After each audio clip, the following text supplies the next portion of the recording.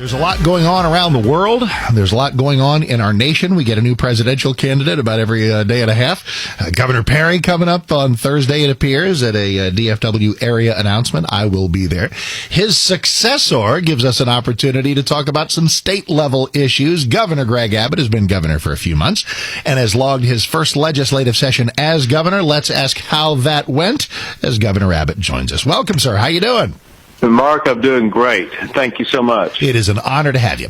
All right, let's take a look at any time a legislative session winds down, there are a lot of things that did happen, a lot of things that didn't, and everybody commenting on both lists. So let me start by giving you an opportunity to talk about what you like the most, what you are proudest of, and what you want people to remember from this session. Well, there were several big things that we wanted to achieve for our fellow Texans. You know, one thing that Texans were up in arms about and demanded that we resolve, and that is to do what the federal government has failed to do, and that is to secure our border.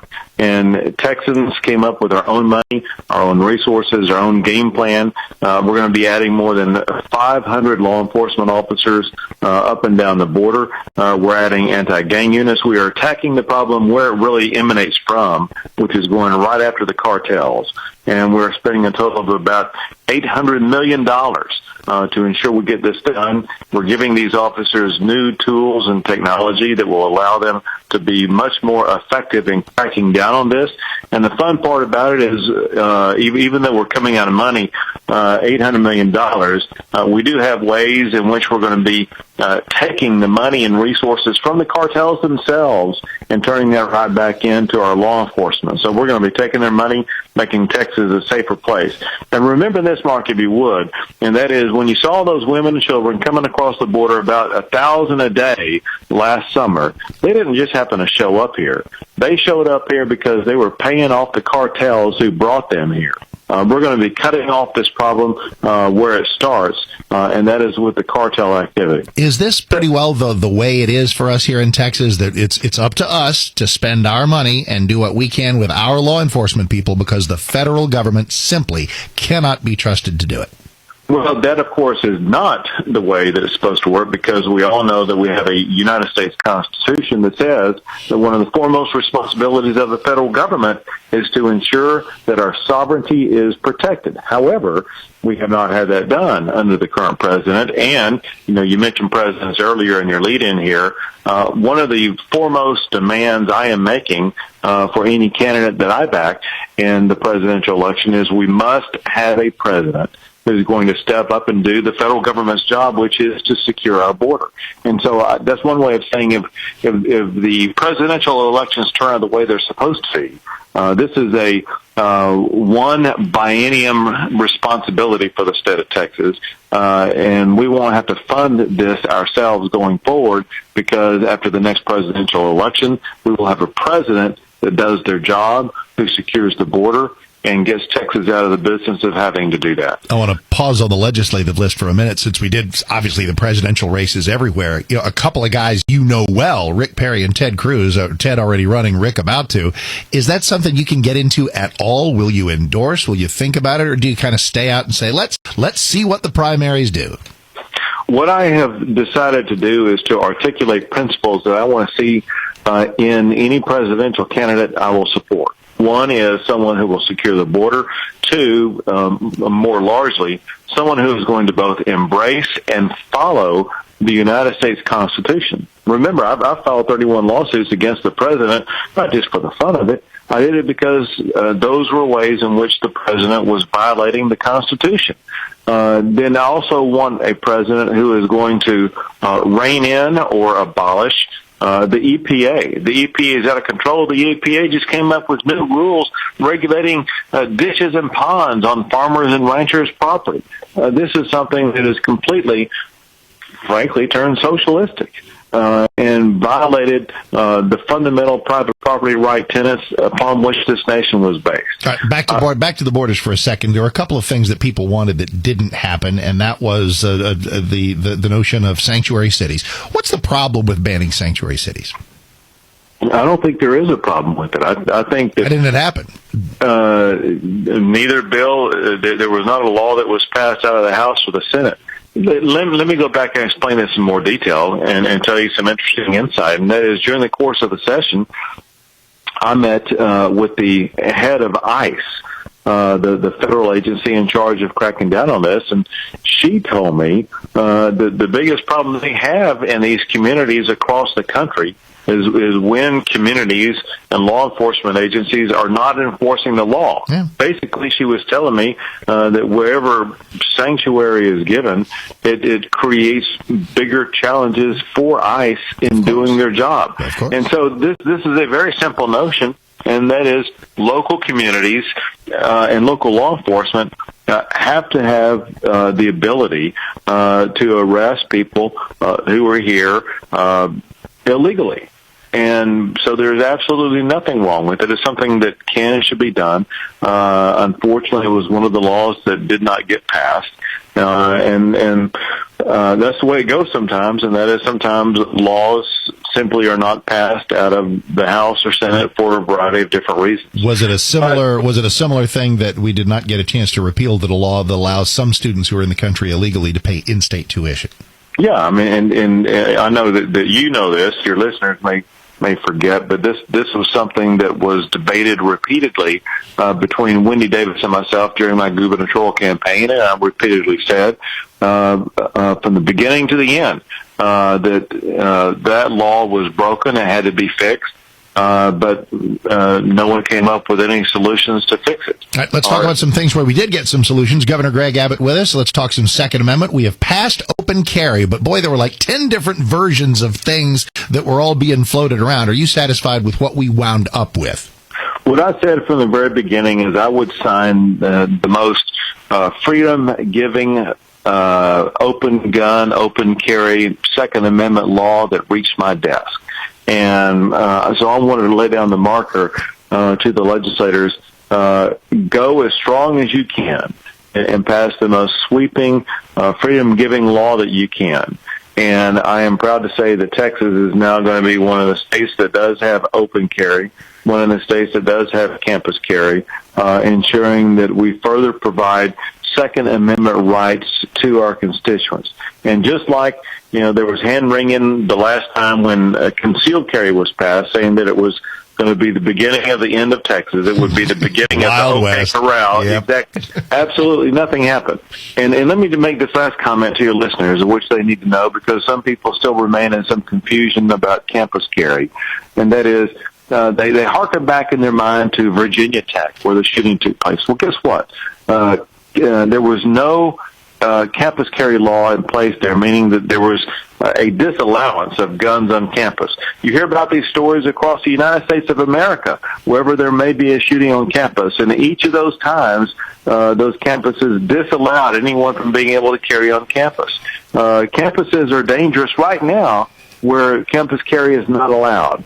And I think that shooters will understand next time if they cross a Texas campus, someone's going to be watching them and have the ability to do something about it to stop them. It's funny, Greg Abbott is governor now, but everything that was huge when you were attorney general still is, and let's go right to the Supreme Court for what may happen in terms of gay marriage. They may simply say this is a constitutional right, which will place certain responsibilities on Texas. What the legislature has done, and this was your idea too, is say, all right, that may happen, but we're going to pass a bill that says that Texas pastors, churches, and religious institutions cannot be sued by private parties or penalized by government for opting out of gay weddings. We did that. For one, I was proud of the fact that we did pass the legislation that protected pastors. Another thing that some people have forgotten about, I haven't because I've used it, and that is Texas, unlike many other states, have what's called a RFRA, a Religious Freedom Act. That protects people from being forced to do things against their religious beliefs. And when I was Attorney General, we used both the state and the federal RFRA laws, religious freedom laws, to ensure that we protect the sanctity of each individual's, or in some cases, even companies' religious liberties. Texas was involved in the Hobby Lobby case. That's the one the United States Supreme Court ruled on, saying Hobby Lobby cannot be forced to take action against its religious beliefs in the aftermath of the Obamacare case.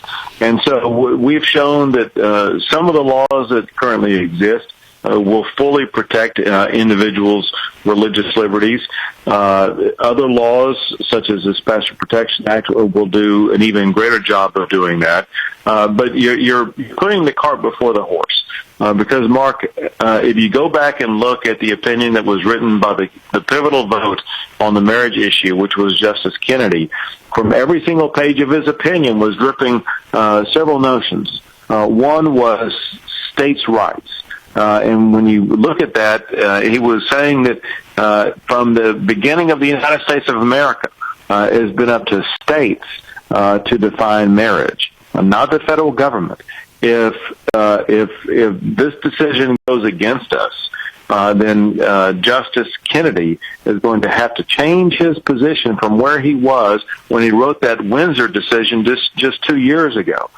So my conclusion is, I believe when the sun sets on this here in a few weeks, Texas is going to come out a winner because the court will defer to the states to define marriage. And in Texas, by the Constitution, marriage is defined as a union between one man and one woman. Let's wrap up with Governor Greg Abbott with some good, healthy gambling talk.